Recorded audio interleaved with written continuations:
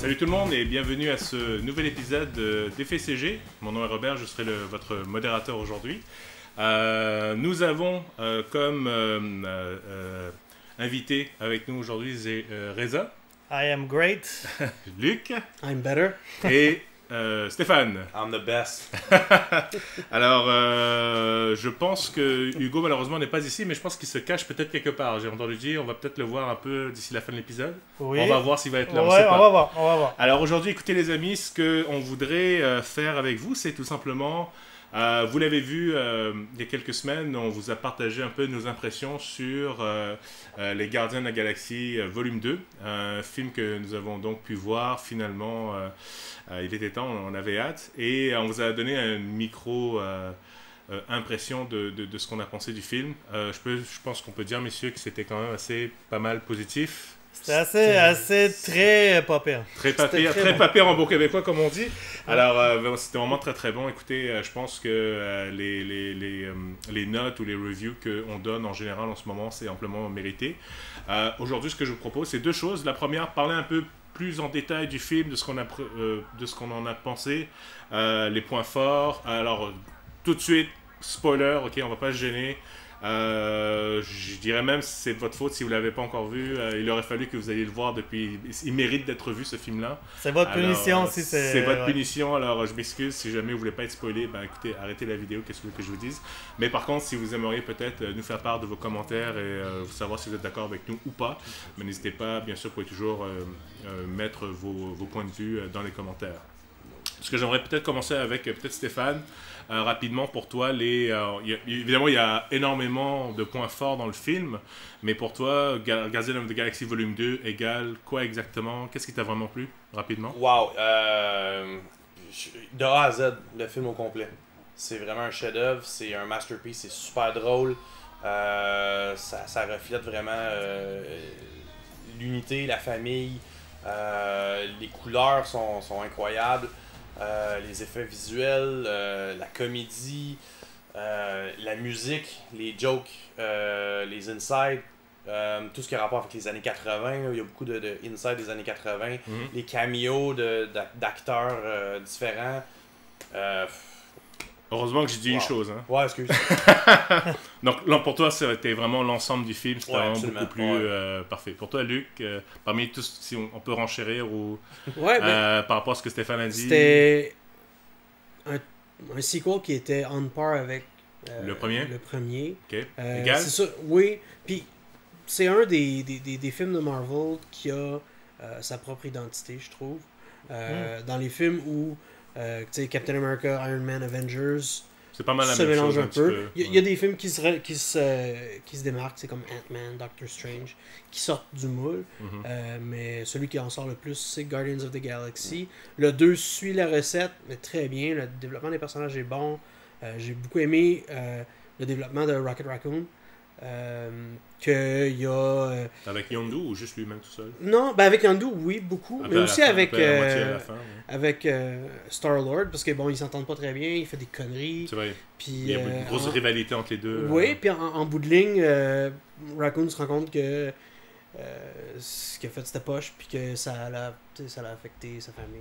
Fait que, moi, j'ai trouvé le développement des personnages super bon. Ils ont vraiment beaucoup misé sur l'humour, surtout avec Groot, puisque c'était très drôle. Les nouveaux personnages qu'ils ont introduits étaient super intéressants. Comme Ego, oui. comment ça s'appelle? Mantis. Les Ravagers, c'est intéressant. L'équipe de Stallone. Ça c'est une chose. On va pas en parler tout de suite. C'est des points négatifs que tu n'as pas trop aimé? Non, c'est pas que c'est un point négatif parce que j'aime m'informer sur des choses que j'attrape pas durant les films, surtout quand c'est des properties qu'on connaît moins comme Guardians of the Galaxy. Ouais. Sauf que je trouve qu'ils auraient pu introduire le thème original des Guardians of the Galaxy un peu mieux. D'une autre façon. Les Ravagers, ouais. Parfait. On va y revenir à ce moment-là. Pour toi, Reza, qu'est-ce que... Moi, bon, au-delà de tout ce qui a déjà été dit, c'est deux trucs. Un, c'est vraiment le villain. J'ai beaucoup aimé Ego. Hugo. Hein? Hugo aussi. Et Hugo, Hugo donc, joué, donc là on va le dire par Kurt Russell, hein, qui est donc le père de Star-Lord. Oui, c'est le méchant. Aha. Oui, c'est très bien, très bon villain. Comparé aux autres, vous me demandiez si c'est comparable à Loki, je dirais quasiment. Ah oui? Ouais, la seule raison que c'est peut-être pas tout à fait au même niveau, c'est que bon, je le vois pas revenir en tant que anti-héros. Et le fait qu'à la fin c'est un nuage cosmique, parce que comme Marmadou. Non, mais Ego, c'est toujours. Dormammu. Pourquoi je dis toujours Mamadou? Marmadou. Non, mais Ego, c'est toujours été The Living Planet. Puis ça, c'est correct. Okay. Puis moi, je suis d'accord avec Eza sur le fait que c'est un très bon villain, ce qui manque beaucoup d'un film de Marvel.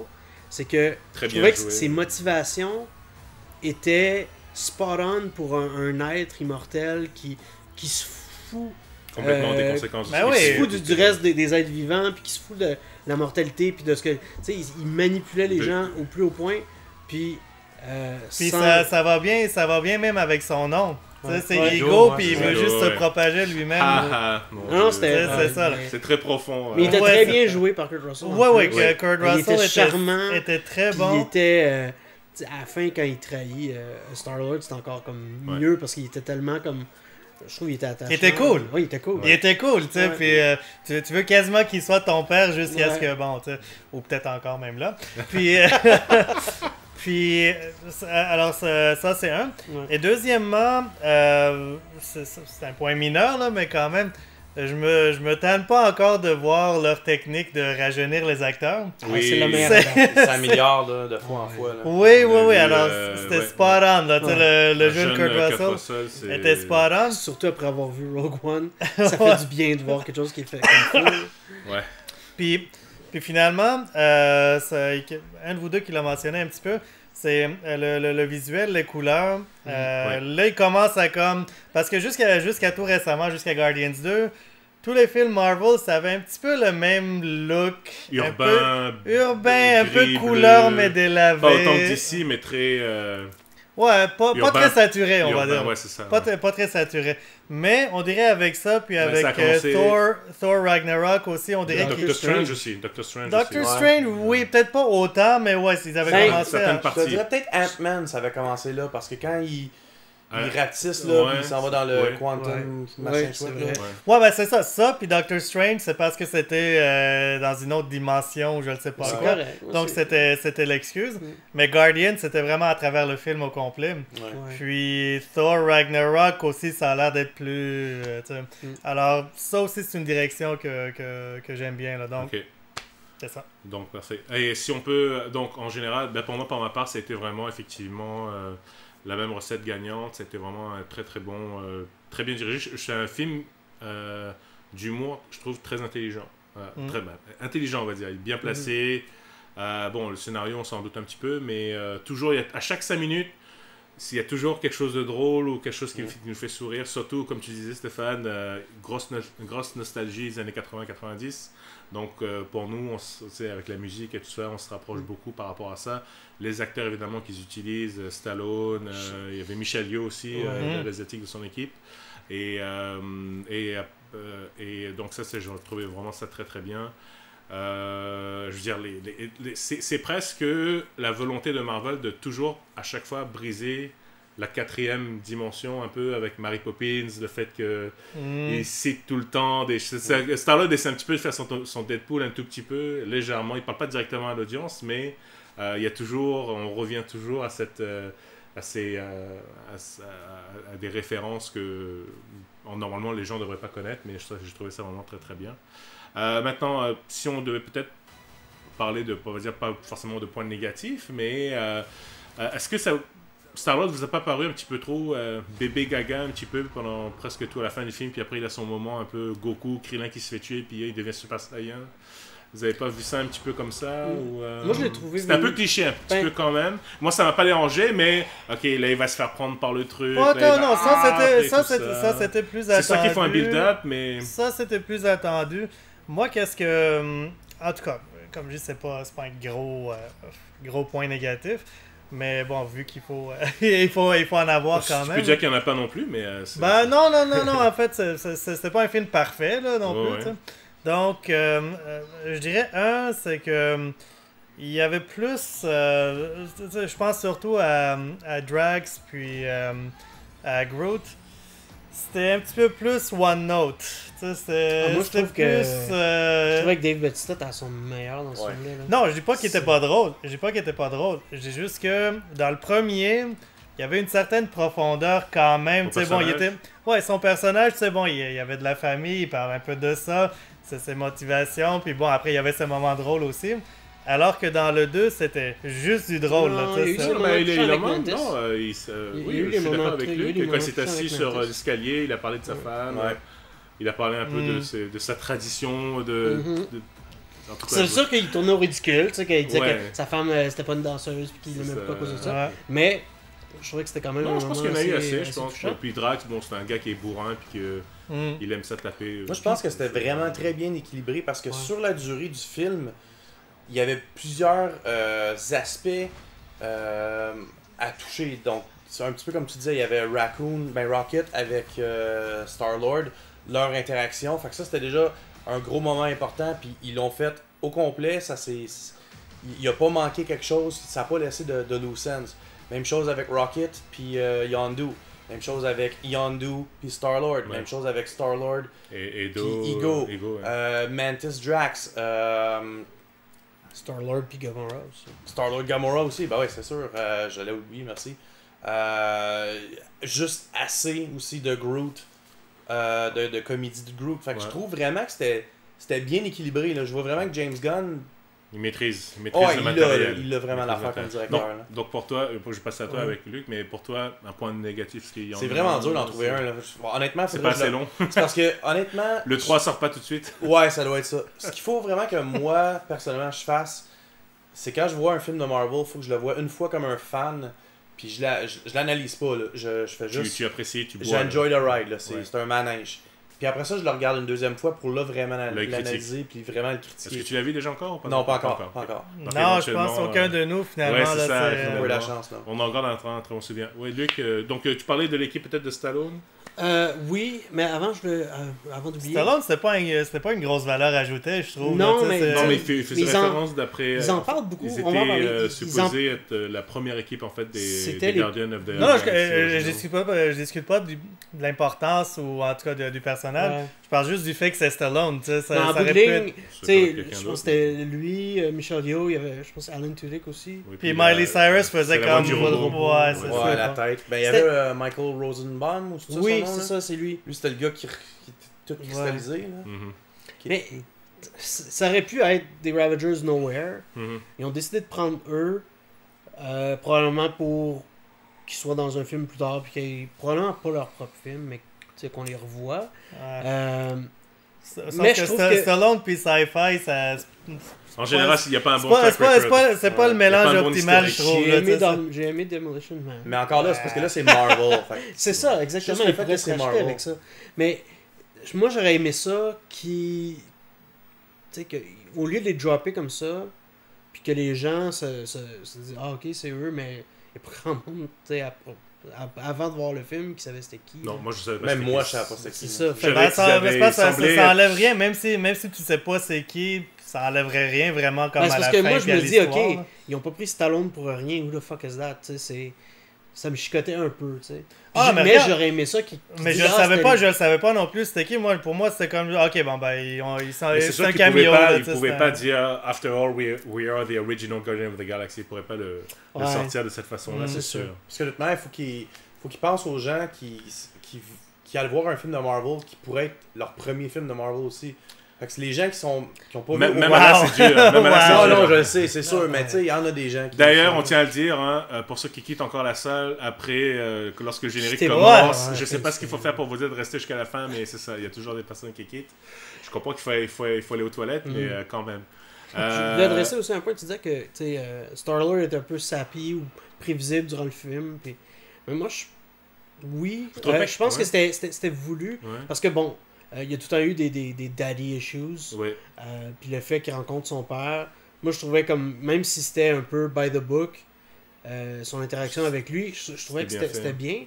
Mais ce qu'il a racheté ça, c'est quand, aussitôt qu'il apprend qu'il a causé la mort de sa mère, il déchire avec ses guns. Tout de suite. Il a pas hésité. Ça, j'étais comme, ok, good, tu sais. Mais je trouve à la rigueur une scène, il pense de no, why? Non, c'est tout. Mais j'ai trouvé à la rigueur presque pendant tout le film quand on y repense, puis je sais pas si la deuxième fois on va le voir d'un œil plus critique, à la rigueur peut-être que Star-Lord, oui c'est un fil conducteur majeur, mais il prend un peu un rôle secondaire, on laisse les autres, comme tu disais, les autres relations se développer un peu plus. Il y avait Gamora, Nebula ouais, c'est ça, et aussi on a fermé ce chapitre-là aussi effectivement, mais tu sais, lui il voit qu'il rencontre son père, c'est le machin et tout ça, puis finalement ok, après à la fin ça redevient le héros, mais pendant tout peut-être les 3/4 du film. Moi, un truc qui m'a accroché, c'est imagine, pense à tous ceux qui ont perdu une mère, en tout cas quelqu'un de la famille, un ami, au cancer, puis là comme pense que tu sais que c'est la cause du cancer comme devant toi là, tu sais, comme tu ferais la même chose, tu sais, j'ai trouvé ça une bonne chose. Maintenant tu comprends ce que Tony Stark ressent.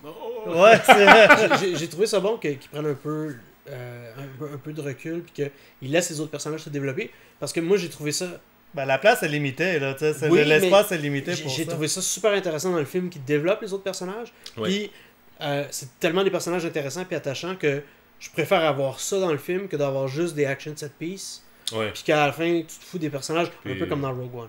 Ou dans Mortal Kombat. Qui avait beaucoup trop de personnages. Puis pas le temps de rien établir. Là-dedans, tout a été établi.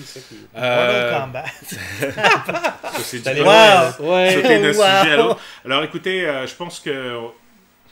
est-ce que, pour finir le sujet là-dessus, avant de passer donc à notre deuxième phase de cette capsule, est-ce que d'après vous, le hasard a voulu qu'aujourd'hui, ou dans les dernières 24 heures, on ait encore une fois un nouveau trailer de Spider-Man Homecoming, qui va être le deuxième film donc, de Marvel cette année. Il va y en avoir 3. 3, si je ne me trompe pas. 3. Le Logan, voilà. Fox, est-ce que Guardian 2 est bien parti pour être au moins dans le top 2 ou premier, d'après vous? C'est dur de pas sans avoir vu les deux autres, mais la barre est très haute. Moi, je l'ai déjà dit. Moi, je pense qu'il va être dans le top 2. Dans le top 2 sur 3. 2 sur 3, mais on prend pas de chance. Il battra pas Spider-Man. Ah oui, Spider-Man, tu mettrais Spider-Man avant, toujours. Côté box-office ou côté critique? Côté nous, ce qu'on en pense comme gros. Enfin, même pour toi. Je pense que l'avantage que Spider-Man va peut-être avoir, c'est que c'est pas une suite. Guardians 2, on le dit depuis tantôt que ça réutilise la recette du premier. C'est une bonne chose, mais ça réutilise la recette du premier. Fait que l'effet de surprise n'est pas là. Guardians 2 s'est démarqué dans d'autres aspects que la surprise, ce qui fait que c'est un très bon film. Mais Spider-Man, vu que c'est son premier long métrage dans l'univers de Marvel, va peut-être avoir un côté surprise ou un côté wow que Guardians 2 n'aura pas eu cette année. Alors, tu penses pas que un petit peu de Sony qui va avoir dans le mélange, ça introduira pas des éléments négatifs? Moi, je me demande, est-ce que Peter Parker va jouer à la PS4 pendant le film? Je pense pas que Sony... il va jouer à Homecoming. En fait, il n'y a pas un jeu... Ça sort de Peter, ça. Sony est trop en train d'essayer de lancer Venom, puis... ça va être Silver and Black pour scraper Spider-Man. Pour toi, Stéphane, est-ce que... c'est vraiment dur à dire, parce que si je me fie au trailer, les 3 trailers que j'ai vus, Thor, Guardians puis Spider-Man, avant d'avoir vu aucun des films, c'était Guardians qui m'attirait le plus. Ah ouais? Ouais. Wow, ok. Les 3 trailers, sans avoir vu les films, c'était Guardians. Même avec Hela? Ouais, absolument. Oui? Okay. Donc, Spider-Man, c'est ça. J'ai un petit peu peur que Sony... Il y a des ingrédients dedans qui font en sorte que le film... Peut-être que ça va un peu moins... Pas forcément nous surprendre, mais peut-être que je vais moins rire, moi, pour... ouais, puis en même temps, c'est parce que c'est Spider-Man, c'est un personnage déjà connu. Ils vont vouloir peut-être essayer de faire des clichés trop clichés. Des clichés d'ado, surtout. Clichés d'ado, c'est tellement... Ouais, c'est ça, donc... Mais faut dire que pour une fois, c'est pas un... Non, il va être pourri ton film, là. C'est pas un gars de 30 ans qui fait Spider-Man. Ouais. À toi, Reza? Rapidement. Si, regarde, sans avoir vu aucun, comme je me souviens avant d'avoir vu Guardians, les 3 films line-up, l'ordre en tout cas dans lequel je les aurais vus, ça aurait été Spider-Man, Guardians puis Thor. Thor parce que les 2 autres avant là, étaient bien ordinaires, tu sais, fait que je comprends qu'il y a Hulk dedans puis ça a l'air bon, mais c'est Thor puis il y a un track record, fait que je l'aurais mis à la fin. Fait que je te dirais que Guardians, ça va être dans le top 2, ça va être dans le top 2 sur 3. Probablement le top, juste parce que Spider-Man, j'ai des attentes qui sont là. Ça va être facile de me décevoir, je pense.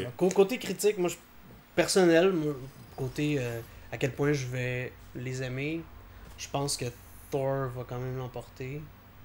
Ouais, je pense que... C'est Jeff Goldblum, hein? Il y a l'effet Goldblum. Mais non, l'effet cosmique, l'effet que c'est off-Earth puis tout ça, je pense que ça va aider beaucoup. Il y a eu Hulk aussi. On vient de voir Guardians, là, on a eu comme une bonne dose de ça. Ça va continuer, justement. Il y a Loki, tout ça. Puis toi? J'ai beaucoup d'attentes pour Thor. Spider-Man, c'est drôle, le dernier trailer m'a un peu...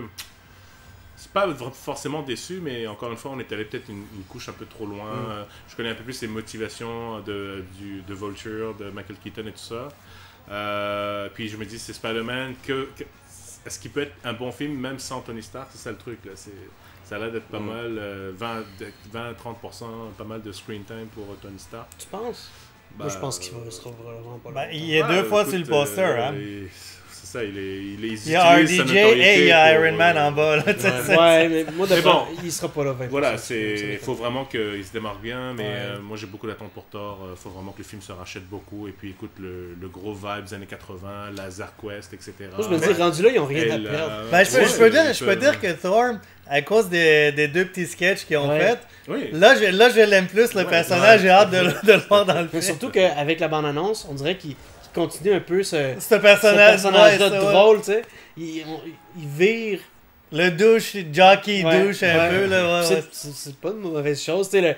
Il se tient plus avec des humains, puis il y a comme son complexe de supériorité qui embarque, là. Je sais pas. Je sais pas s'ils vont vraiment l'inclure dans le MCU pour de vrai, ou c'était juste un stunt marketing, on verra. C'est quand même assez drôle parce que, tu sais, il est vraiment douche, cocky, jock, mais il est quand même worthy enough pour le film. C'est comme... Comment il s'appelle? Son coloc, comment il s'appelle encore? Ah, c'était quoi? Je sais pas, un truc genre Brandon, un truc comme ça. Ouais, c'est quelque chose qui ressemblait à ça, là. Brandon, si tu regardes, on te salue. Parfait. Alors écoutez, ce que je vous propose, c'est qu'on va prendre une petite pause. Daryl, c'est ça. Daryl, ok. J'allais le dire aussi, je keep out Daryl. Désolé. Non, c'est bon. On va reprendre une petite pause et puis on va faire vous montrer en fait Reza qui a commandé un loot crate qui est juste ici. Donc les fameux loot crate qu'on commande. On ne sait pas ce qu'il y a dedans. On paye combien ça t'a coûté? $40. $40 plus taxe. Canadien, ça inclut la livraison. Alors pour nos amis d'Europe, c'est à peu près 30 euros. Voilà, US, je pense que c'est... non, c'est quelque chose comme 15 ou $20 US. Ça, c'est plus shipping. Plus shipping. Attends, c'est 15 US? C'est C'était revenu à $40? 15 US plus shipping. Ouais, il faut le plus le shipping, ouais. Faut payer le shipping. Là, ouais. Super, donc écoutez, on va ouvrir ça très bien. En fait, juste après, dans quelques instants pour vous, le temps qu'on fasse notre petit setup et on vous dit à tout de suite. Ciao! Ciao!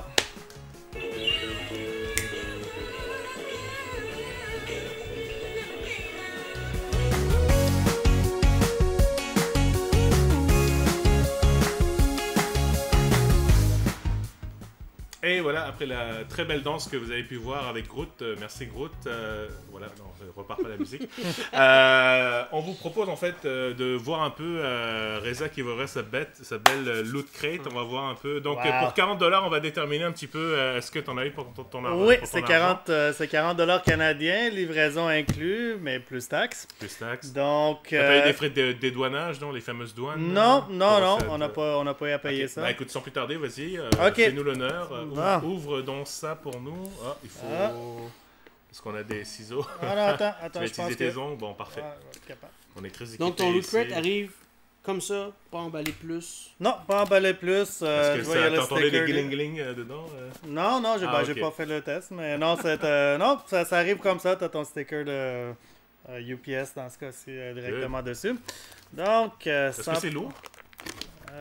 Ben moi, je m'entraîne. Donc, non. Ok, c'est un peu moins, c'est même pas 1 kilo ça. Hein? Non, Ok, je pense d'accord. pas.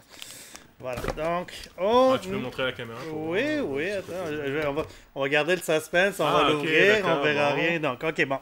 Alors, le thème, c'est... Le thème, c'est Guardians. Alors, c'est tout ce qui a rapport avec Guardians of the Galaxy ou autrement. Donc, ici, on a une figurine de Rocket Raccoon et Baby Groot. Ah, c'est bien. On va l'ouvrir, en fait, pour voir la qualité. J'ai l'impression d'être dans les shows de réalité des... ceux qui disent comment ça vaut, ça vaut 15, 20 $. Ça, c'est 15 $. Allez hop. On pourrait faire un petit tour de table, voir combien que chacun paierait pour. Après, on calcule. On fait, Ok, donc... on fait une addition. Ok, c'est pas en métal quand même, c'est en plastique. Tout est en plastique. Oui. Et la compagnie, c'est Q-Fig. C'est Q-Fig. Alors, en fait, ça me dit de quoi? Je pense qu'eux, ils font ils font d'autres figurines. Ils ont une figurine Flash, il me semble, qui est vraiment si à coche. Là, que... Non, je trouve la figurine pas mal quand même. Non, la figurine est quand même belle. C'est marrant. Donc, il y a le petit Baby Groot dessus. Ok, parfait. Good. Donc, une belle figurine, parfait. Ouais, elle est assez cartoony, mais elle est belle. Très détaillée. L'application des couleurs est très bonne. Ouais. C'est fait Moi, je paierais ça vaudrait une bonne dizaine de piastres. 10 piastres? 15, 20, non? Je vois ça à 19,99 facile, non? Non? Je sais pas. Je sais pas.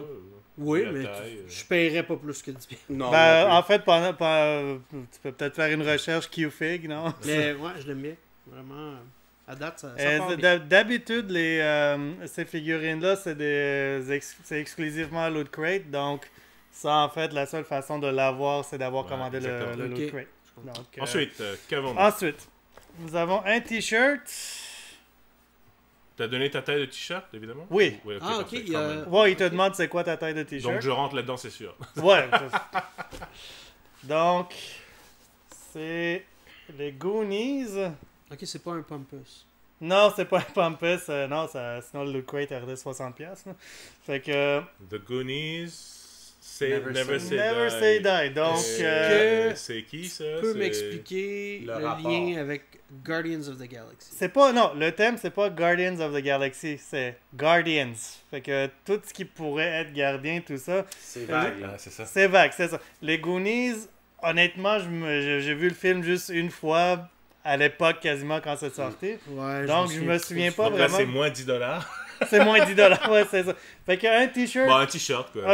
Objectivement, c'est quoi? 12$, 15$? Tu peux avoir ça pour Walmart. Ouais, c'est pas la qualité Pompous, par exemple. Non. Ça, on va se le dire. Tout de suite, je verrais ça au Dollarama, peut-être que je la jetterais, mais je paierais pas 10$ pour une... Tu sais, il est pas laid, mais... Non, mais c'est quelque chose que toi, t'achèterais pas, mais on essaie de mettre une valeur objective. Fait que tu vois ça en magasin, ça serait 10$, là, genre. Oui, je comprends. Okay. Mais non, c'est vrai, je l'achèterais pas non plus. Là, donc, t-shirt, ouais, c'est passable. Ça. Ensuite. Est-ce que d'un acheteur à l'autre, les loot crates peuvent changer ça dans le même mois? Je pense que oui. Dans quoi, est-ce que d'un acheteur à l'autre, mettons, moi, j'achète la même loot crate que toi, est-ce que j'ai la même chose? Je pense que c'est la même chose. Okay. Je pense que c'est la même chose. J'ai jamais écouté d'unboxing, je sais pas si tout le monde a... Non, mais il me semble... par la suite, mais il me semble que c'est pas mal. Il y a un peu de random un petit peu quand même. Ben, je sais qu'ils ont des genres de Mega Crate, ou j'oublie comment ils appellent ça, ou je pense que c'est au hasard quelqu'un qui reçoit comme... un Super Crate. Je pense pas ça.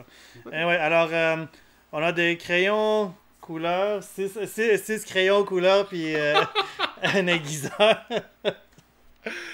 Donc, donc voilà. Pour garder. Fait que 50 sous à peu près. Moi, je dirais à peu près 15$. ouais, c'est ça.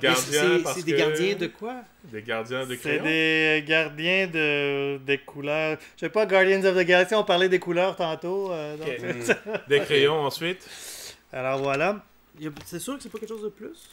Non. Ben, pas si je me fie à qu'est-ce que ça dit sur le... Ça, je peux comprendre le lien. Destiny 3-patch set. Je connais pas le jeu, je sais pas c'est quoi. Parce que toi, dans le jeu, t'es un Guardian. Ouais. Ok, et c'est quoi un 3-patch set? Ben vas-y, pour voir c'est quoi? Des patchs peut-être pour mettre sur un chandail ou quelque chose comme ça? Ah, ok, moi j'ai pensé patch software, mais non. Oui, c'est une patch parce que Destiny est très buggé. Bungie, si vous nous écoutez. On vous aime pareil. J'ai envoyé des choses. Ah oui. Ok. Ok. Ah, ça c'est cool. Ouais. Bel objet de collection. Ouais. Robert paierait 60$ pour ça.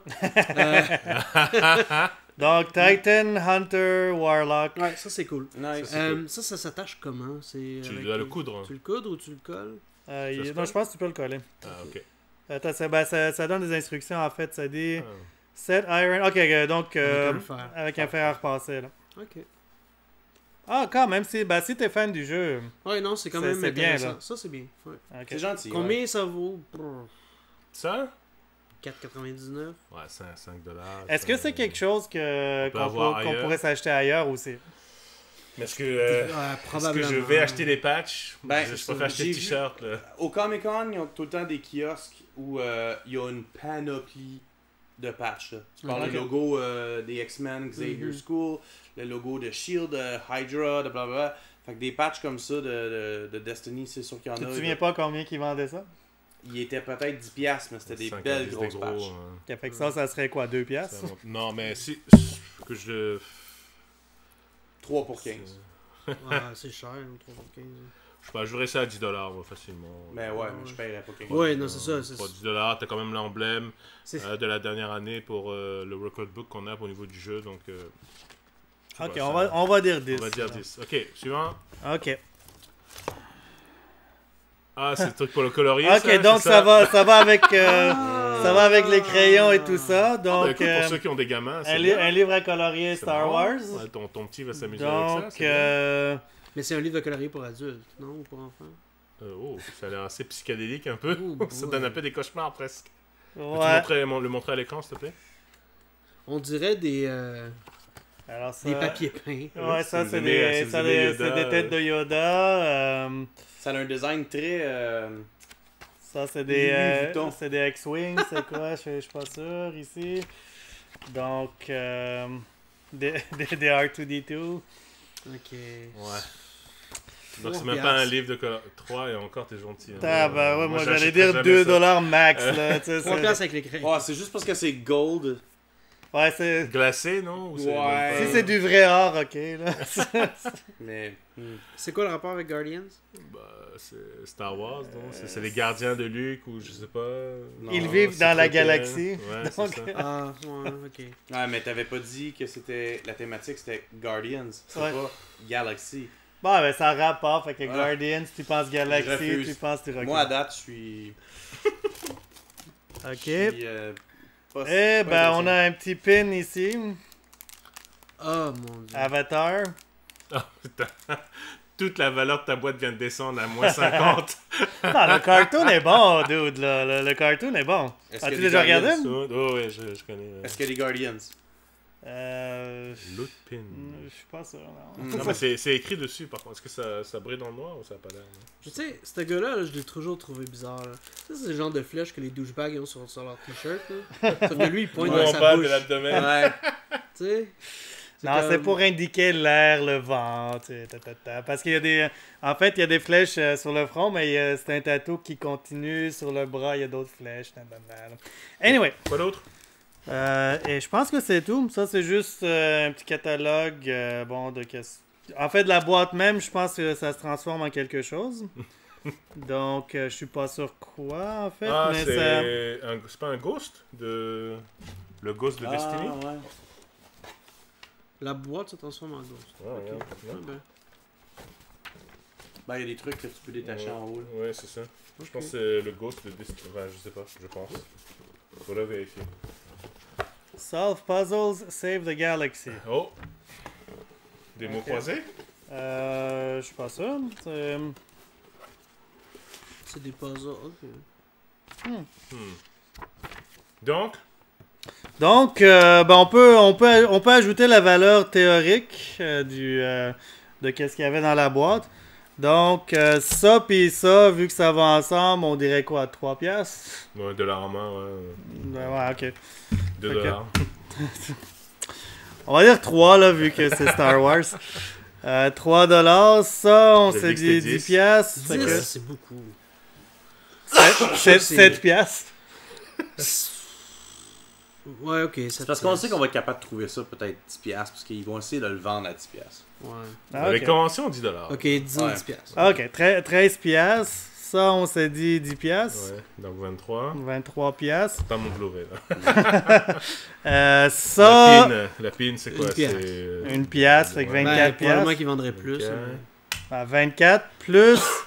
Ça, moi, je verrais bien ça serait une quinzaine de piastres, 15 selon à moi. 20, on va dire, conservateur, disons 15. 15 piastres, fait Donc, que on était c'est quoi, 24 plus 15, on s'est dit. Ah ben, Donc 39. Et heureusement que t'as le cahier de...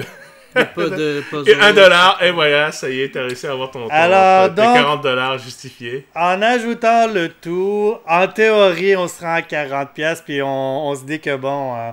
on n'est pas allé magasiner, ça a été shippé gratuitement. On ne s'est pas fait avoir. Mais sauf que sur, mettons quoi, 8 items. Quel est celui qui je prendrais juste ça. Oui, voilà. Donc, je prendrais juste ça. Fait que ta figurine de Groot t'a coûté 40 piastres. 40 piastres.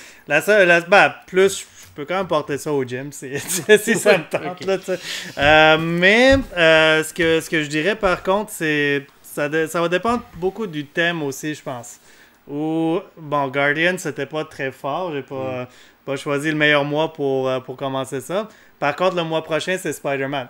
Spécifiquement, je pense qu'il dit Spider-Man. Donc, si j'ai une figurine Spider-Man puis un t-shirt Spider-Man, je serais content. On va t'envoyer une figurine d'un homme avec une figurine d'araignée. Ouais. un petit livre à colorier sur les araignées. Ou des si c'est éducatif, ça vaut la peine.